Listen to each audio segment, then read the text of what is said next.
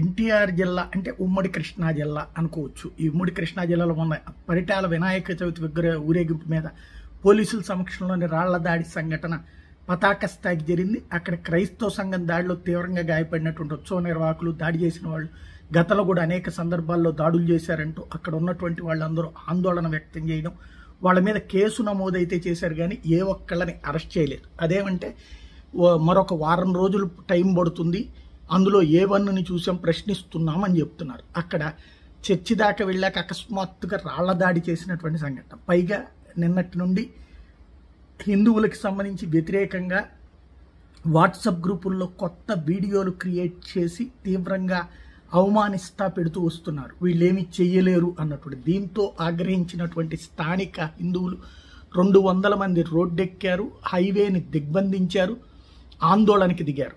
నిందితుల్ని arrest చేసి తీరాల్సిందేనని హిందువులు తిరగబడి ఇప్పుడు డిమాండ్ చేస్తున్నారు. మరి ఏం చేస్తారో చూడాలి.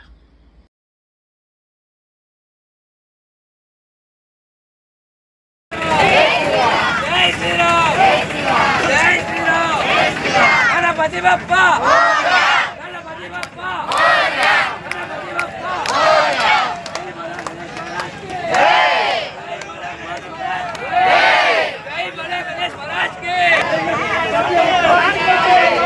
ఈ రోజు వాళ్ళ జరిగే